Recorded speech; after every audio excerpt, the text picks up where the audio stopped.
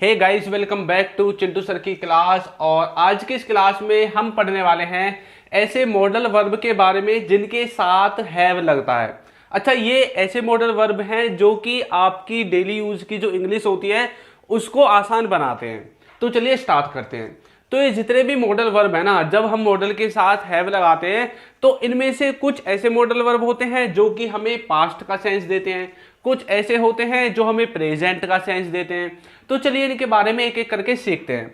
उससे पहले मैं आपको एक बेसिक क्लियर कराता हूं कि जब भी आप किसी मॉडल वर्ब के बाद मॉडल वर्ब के बाद हैव लगाते हैं तो इसके ना दो केस होते हैं। हमेशा इसके दो केस होंगे।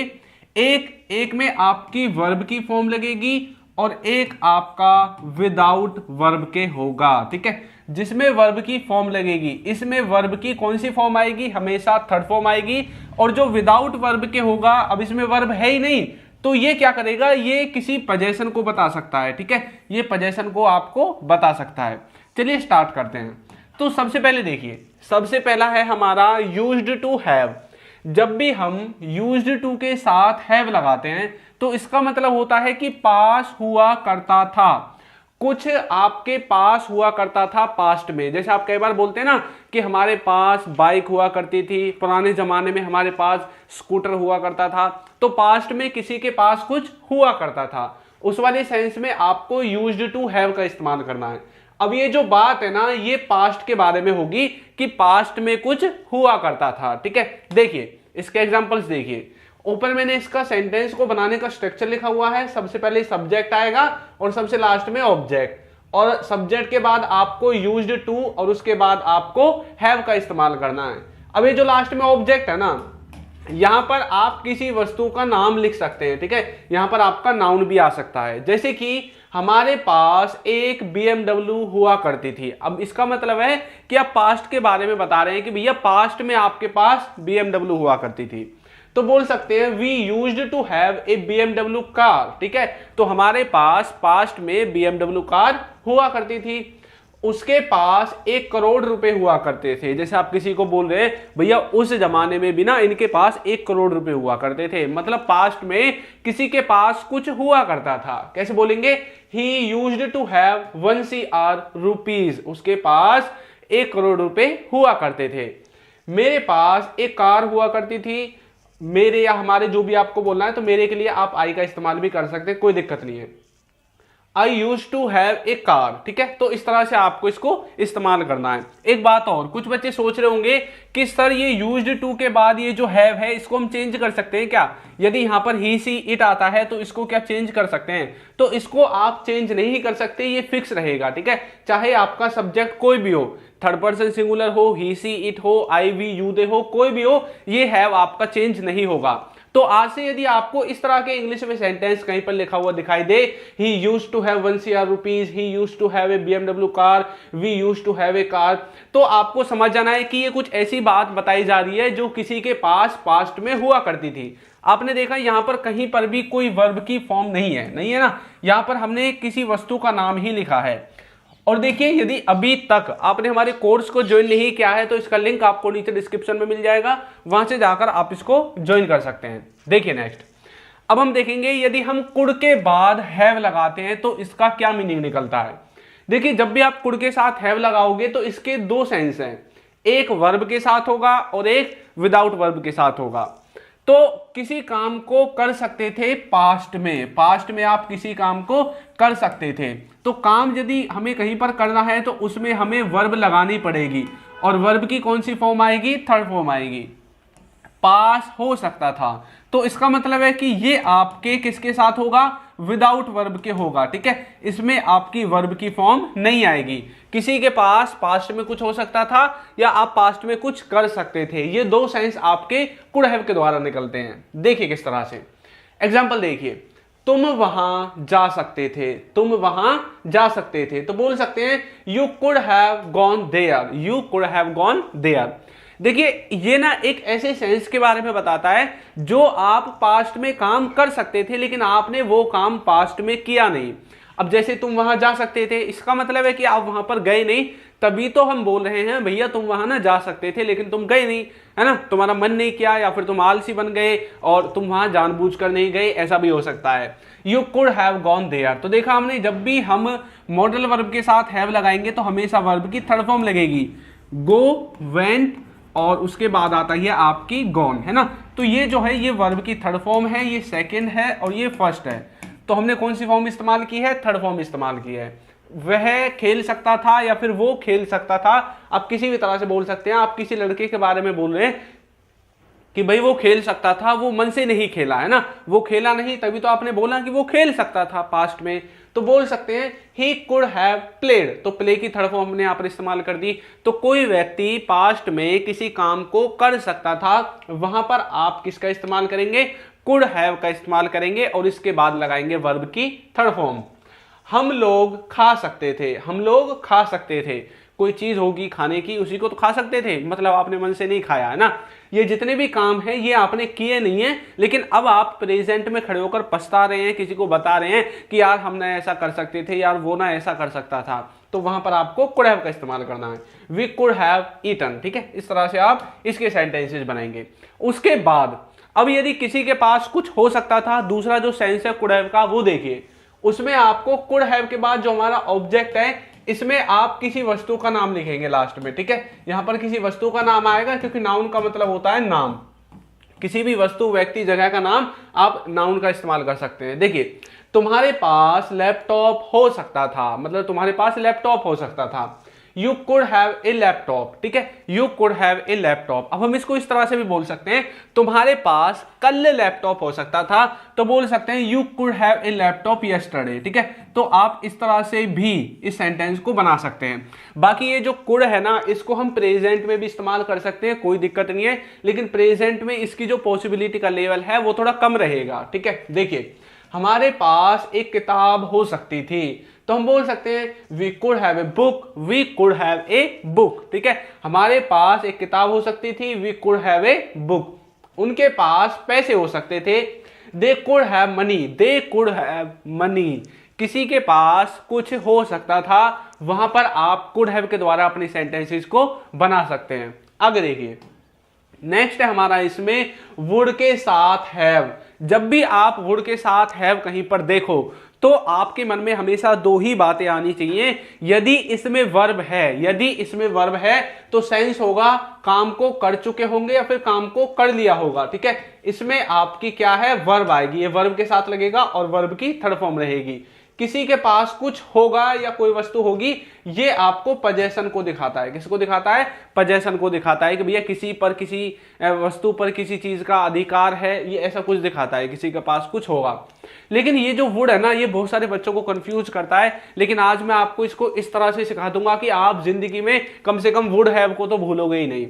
वुड का इस्तेमाल हम किस में करते हैं? वुड का इस्तेमाल हम करते हैं प्रेजेंट की पॉसिबिलिटी को दिखाने के लिए, कि कोई व्यक्ति आपके हिसाब से प्रेजेंट तक किसी काम को कर चुका होगा या किसी व्यक्ति ने आपके हिसाब से अब तक किसी काम को कर लिया होगा, तो आपको वर्ब के साथ थर्ड फॉर्म लगानी है। और प्रेजेंट में आपके हिसाब से किसी के पास कुछ होगा, जैसे मैं बोलने लगूं आपके पास एक कॉपी और पेन होगा, है ना, अभी आप लिख रहे हैं, लेकिन हो सकता है कि भाई आपके पास ना हो, है ना, आप खाली वीडियो देख रहे हो, तो मतलब ये मेरा अंदाजा है कि भाई हो सकता है कि आपके पास हो, तो मैं वुड के द्वारा सेंटेंसेज बनाऊंगा। देखिए एग्जांपल देखिए, सबसे पहले जब वर्ब की थर्ड फॉर्म लगेगी तो आपको सबसे पहले सब्जेक्ट, फिर वुड है, वर्ब की थर्ड फॉर्म और लास्ट में अपना ऑब्जेक्ट लिखना है। देखिए कैसे, वो खेल लिए होंगे, तो मैं बोल दिया दे वुड हैव प्लेड, क्योंकि यहां पर वर्ब है खेलना, किसी काम को करना वर्ब भी तो होती है ना।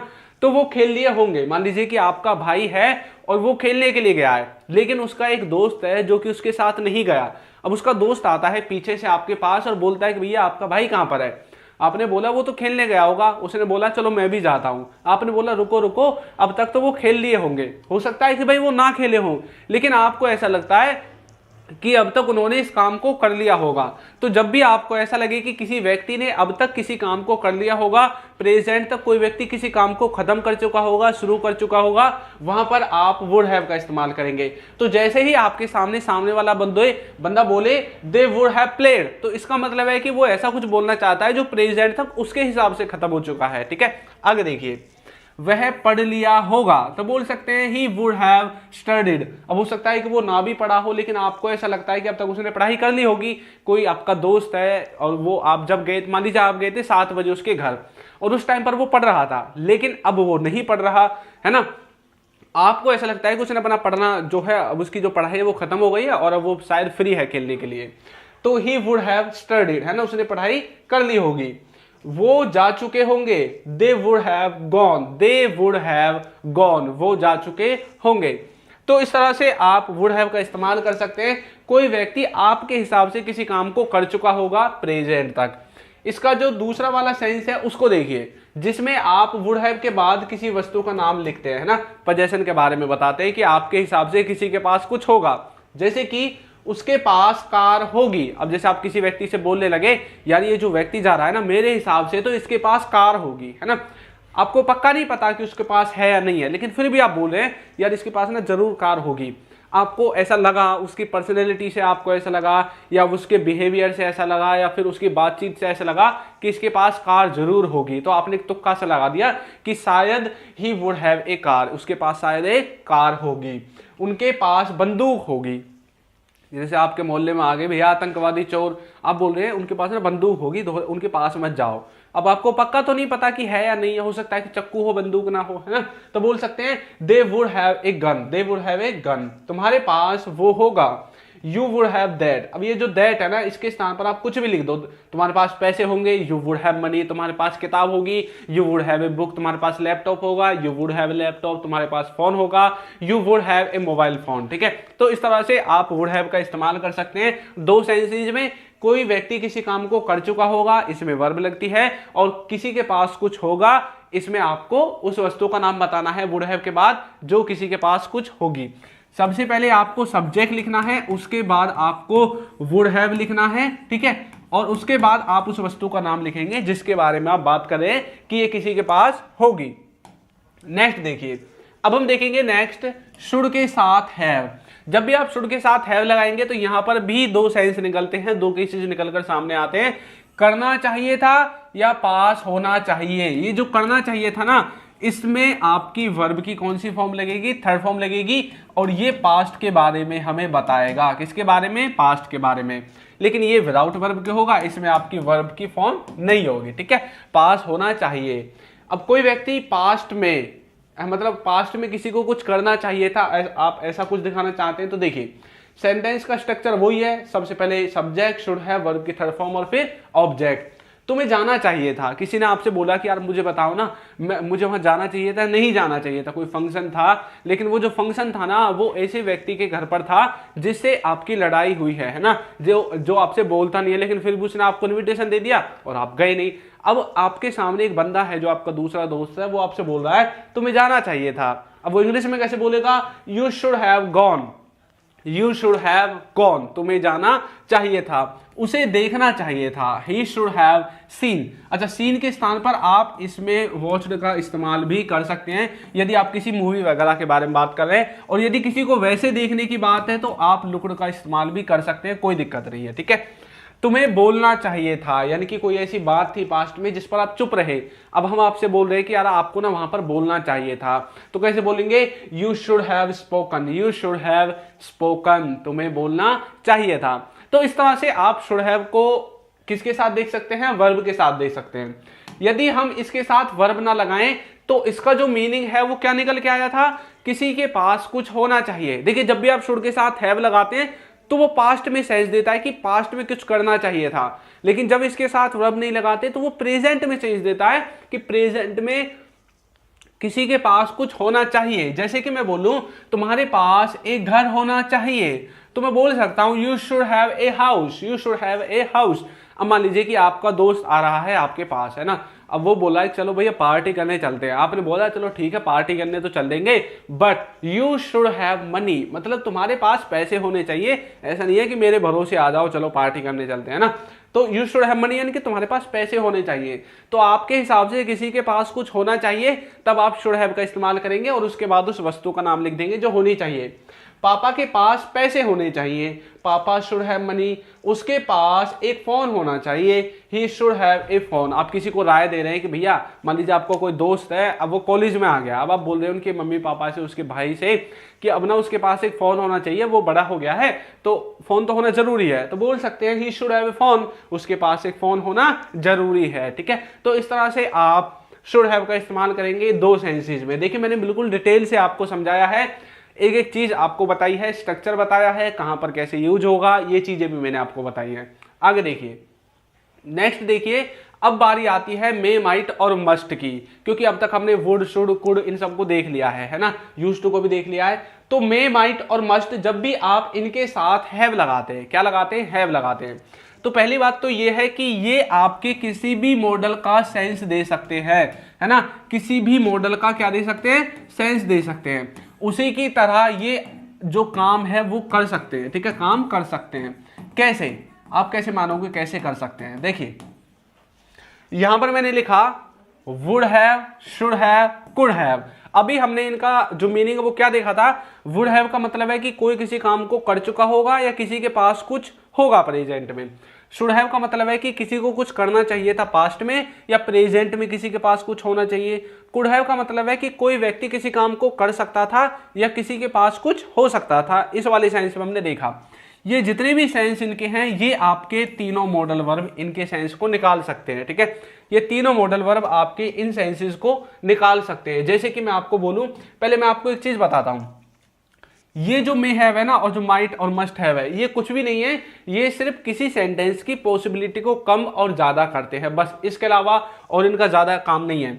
मे का मतलब है कि आपके हिसाब से कोई जो बात है, कोई जो काम है, वो उसकी जो होने की संभावना है, जो पॉसिबिलिटी का लेवल है वो 50% है। माइट का मतलब है लेस, बिल्कुल लेस, यानी कि 10-20% बस। ठीक है, और जो मस्ट है आपके हिसाब से 99% आपको ऐसा लगता है कि ऐसा ही होगा या ऐसा ही होना चाहिए या ऐसा ही हो सकता है। जैसे कि अब देखिए यहां पर मैंने एक सेंटेंस लिखा हुआ है, क्या सेंटेंस है, तुम्हें जाना चाहिए था। देखिए चाहिए था आ गया तो हमें किसके द्वारा बनाना है, इसको शुड हैव के द्वारा बनाना है, और शुड हैव के बाद क्या लगानी है, वर्ब की थर्ड फॉर्म लगानी है। तो मैंने बना दिया यू शुड हैव गॉन, तुम्हें जाना चाहिए था, है ना, तो मैंने बना दिया। लेकिन इसी सेंटेंस को मैं मे, माइट और मस्ट के द्वारा भी बना सकता हूं। देखिए कैसे बना सकता हूं, मैं बोल सकता हूं यू मे हैव गॉन, ठीक है, यू माइट हैव गॉन या यू मस्ट हैव गॉन। मैं तीनों तरह से बोल सकता हूं, you may have gone, you might have gone, you must have gone, तीनों तरह से मैं इसको बोल सकता हूं। सिर्फ इसमें फर्क इतना आ जाएगा, यदि मैं मे से बोलूंगा तो उस काम को होने की संभावना थोड़ी 50% हो जाएगी, माइट से बोलूंगा तो बिल्कुल लो हो जाएगी, और मस्ट से बोलूंगा तो पूरी पक्की 99% आपके हिसाब से हो जाएगी। ठीक है, इस तरह से आप मे, माइट और मस्ट को समझ सकते हैं। आगे देखिए एक एग्जांपल और देखिए, जैसे कि तुम खेल लिए होंगे। तुम खेल लिए होंगे मतलब हम इसको वुड के द्वारा बनाना चाहते हैं, किसके द्वारा, वुड के साथ हैव लगाकर वर्ब की थर्ड फॉर्म, है ना, इस तरह से हम इसको बनाना चाहते हैं। तो मैं बोल सकता हूं you would have played, you would have played. लेकिन यदि आप चाहते हैं कि आप वुड हैव का इस्तेमाल ना करें, आप मे हैव लगा सकते हैं, माइट हैव लगा सकते हैं, मस्ट हैव लगा सकते हैं, अपने हिसाब से जो आपको उस काम को होने की संभावना दिखती है उस हिसाब से आप मे, माइट, मस्ट, वुड इनका इस्तेमाल कर सकते हैं। तो यहां से आपको एक बात समझ में आई कि मे, माइट और मस्ट को हम किसी के भी स्थान पर इस्तेमाल कर सकते हैं। हम बोल सकते हैं you may have played, you might have played, you must have played. हम तीनों चारों तरह से इस सेंटेंस को बना सकते हैं और सेंटेंस को कोई गलत भी नहीं बता सकता। ठीक है, क्योंकि ये जो सेंटेंस है ये रियल सेंटेंस है और सही सेंटेंस है। तो हमने अब तक क्या सीखा है, जब भी आप किसी भी मॉडल वर्ब के बाद हैव लगाते हैं तो कितने सेंस निकल के आते हैं, दो। एक में वर्ब की थर्ड फॉर्म लगेगी और एक आपके किसके साथ होगा, विदाउट वर्ब की फॉर्म के साथ होगा, उसमें वर्ब की फॉर्म नहीं होगी। यहां पर हम किसी काम के बारे में बात करेंगे, यहां पर हम किसी चीज के बारे में बात करेंगे कि कोई चीज किसी के पास होगी, प्रेजेंट में या पास्ट में हो सकती है, इस तरह का सेंस आपका निकल के आता है। ठीक है, और देखिए यदि अभी तक आपने हमारी ई बुक्स को परचेज नहीं किया है ना, तो आपको वीडियो के नीचे ई बुक्स दिख रही होंगी, वहां से जाकर आप उनको परचेज कर सकते हैं। अब आपकी प्रैक्टिस के लिए एक सेंटेंस है, उसको पढ़ना चाहिए था, उसको पढ़ना चाहिए था। तो इसको कमेंट करके जल्दी से बताओ कि इसकी इंग्लिश क्या होगी। देखते हैं कितने बच्चों ने वीडियो को शिद्दत से और पूरा समझ कर देखा है। तो आपको ये वीडियो कैसी लगी है जरूर बताइएगा, और यदि अभी तक आपने हमारे चैनल को सब्सक्राइब नहीं किया है तो चैनल को सब्सक्राइब कर दीजिए, वीडियो को लाइक कर दीजिए और एक अच्छा सा कमेंट करना बिल्कुल ना भूलें। Thank you.